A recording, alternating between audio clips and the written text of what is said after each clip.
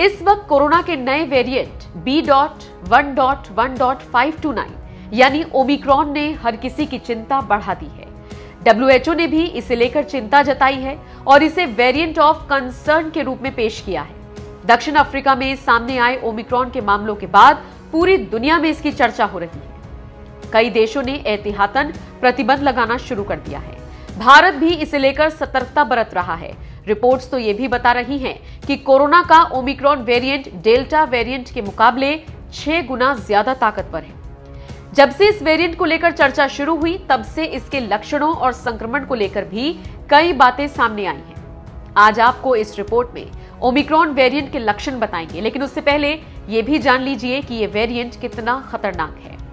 Omicron variant delta से 6 गुना ज्यादा ताकतवर है, जिसका मतलब यह है कि यह 6 गुना तेजी से संक्रमण फैलाता है।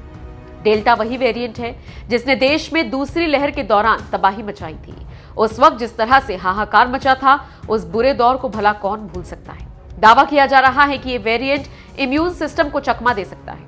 ओमिक्रॉन वैक्सीनेशन या नेचुरल इन्फेक्शन से होने वाले इम्यून रिस्पॉन्स को भी बेअसर कर सकता है। रिपोर्ट्स बताती हैं कि ओमिक्रॉन अब तक का सबसे ज्यादा म्यूटेंट वर्जन है। इतने सारे म्यूटेशन इससे पहले कभी भी एक ही वायरस में नहीं देखे गए। डेल्टा के बाद ओमिक्रॉन दूसरा ऐसा वेरिएंट है जिस पर मोनोक्लोनल एंटीबॉडी ट्रीटमेंट का कोई प्रभाव नहीं पड़ता।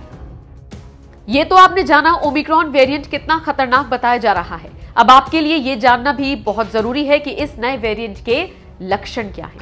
दक्षिण अफ्रीका में सबसे पहले ओमिक्रॉन वेरिएंट की पहचान करने वाली डॉक्टर एंजेलिके ने कहा, मरीज 30 साल का था जिसे बहुत थकावट रहती थी, सिरदर्द और पूरे शरीर में दर्द की शिकायत थी। उसे गला छिलने जैसी शिकायत भी थी। उसे खांसी तो नहीं थी और ना ही स्वाद और गंध क्षमता खत्म हुई थी। यही कुछ लक्षण उस ओमिक्रॉन वेरिएंट से जूझ रहे शख्स में देखने को मिले थे। हालांकि बाकी किसी में भी इस वेरिएंट के यही लक्षण हो ऐसा कहा नहीं जा सकता, क्योंकि इसको लेकर कुछ भी कहना अभी बहुत जल्दबाजी हो। आपको बता दें, अब तक ये वेरिएंट कई देशों में फैल चुका है, जैसे जर्मनी, इटली, बेल्जियम, इजराइल और हांगकांग।